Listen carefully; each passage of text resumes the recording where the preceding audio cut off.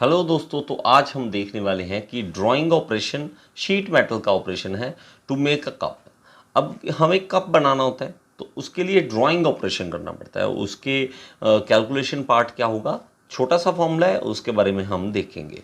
तो हमारे पास जो ड्राइंग ऑपरेशन है कुछ इस तरह का होता है, जैसे बेंडिंग है, बेंडिंग की तरह ही है, लेकिन इसमें हमारे पास थोड़ा सा डेप्थ में जाते हैं। बेंड करने के बाद हम कप तैयार करते हैं। तो यहाँ पे देखिए ये इस तरह से कप्स तैयार हो रहे हैं। तो हमारे पास जो शीट मेटल का ब्लैंक होता है, हम जो ये राउंड है ना, इसको हम बोलते हैं ब्लैंक। इसके ऊपर ऑपरेशन करने के बाद हम एक शेप तैयार करते हैं, इस तरह की फिनिश प्रोडक्ट तैयार करते हैं। ये डीप ड्राइंग ऑपरेशन होता है, लेकिन हमें सिर्फ अभी ड्राइंग ऑपरेशन पढ़ना है, उसके बाद डीप ड्राइंग ऑपरेशन भी हम समझेंगे। अभी हमारे पास क्या है कि इसका फॉर्मूला हमने समझना है कि फॉर्मूला क्या है। तो देखिए, अगर हमारे पास ये इसका डायमीटर गिवन होता है, ये ना मोस्टली देखना आप फॉर्मूला में जो न्यूमेरिकल आता है, जो न्यूमेरिकल आता है उसमें हमारे पास ये ऑप्शन दिया होता है। हमारे पास ये डी डायमीटर दिया होगा, यहाँ पे मैं लिख देता हूँ, ये डी डायमीटर होगा इसका, और यहाँ का जो डायमीटर होगा ये वाला, इसका वो स्मॉल डी इस तरह से दे देंगे, और हाइट जो है इसकी कितना बनाना है वो एच दे देंगे। तो हमें बोला जाएगा कि ये डायमीटर फाइंड आउट करो कि इतना डायमीटर का हमें कप चाहिए और इतनी हाइट का कप चाहिए। अगर ऐसा कहते हैं तो हमें उसका फॉर्मूला देखना पड़ेगा। तो इसके लिए फॉर्मूला क्या है, कुछ इस तरह से है, d is equal to under root D square plus 4DH, ये हमारे पास फॉर्मूला है। तो हमें मान लीजिए कि यहाँ पे कोई जो कैपिटल स्मॉल डी है, ये हमारे पास मान लीजिए 10 mm का दिया हुआ है, और ये हमारे पास जो हाइट है वो मान लेते हैं कि हमारे पास 20 है, 20 mm का है। तो इजी कैलकुलेशन क्या है, 10 का स्क्वायर, यहाँ पे 4D कितना है 10, और H कितना है 20।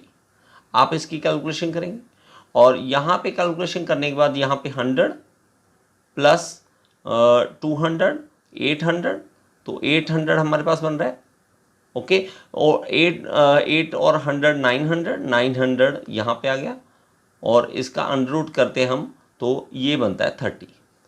तो 30 mm का हमारे पास D चाहिए ये, तो हमें 30 mm का ब्लैंक चाहिए। तो आप इसका फॉर्मूला से ये कर सकते हैं, इजी है, डी स्क्वायर प्लस 4DH, इसकी हेल्प से आप निकाल सकते हो। इसके अलावा आपको अगर फोर्स पूछता है कि इसका कितना फोर्स लगेगा इसके ऊपर लगाने, क्योंकि फोर्स लगाना है इसके ऊपर, जो हमारे पास ऑपरेशन हो रहा है ये, तो ये कितना फोर्स लगाना है हमें, क्योंकि ज़्यादा लगाएंगे तो भी दिक्कत है, अगर कम लगाएंगे तो भी दिक्कत है। तो इसके लिए हमारे पास फॉर्मूला क्या है, हमारे पास देखिए जो स्ट्रेस होता है, स्ट्रेस होता है वो क्या होता है, load per unit area, force per unit area, area इस यहाँ पे लिख दें। अब हमारे पास देखिए फोर्स और एरिया, एरिया क्या लेंगे, एरिया हमारे पास क्या है कि इसका एरिया हमारे पास ये कितना आएगा कि हमारे पास इसका डायमीटर कितना है, ठीक है, हमारे पास डायमीटर जैसे हम यहाँ से कैलकुलेट कर सकते हैं ना इजीली से।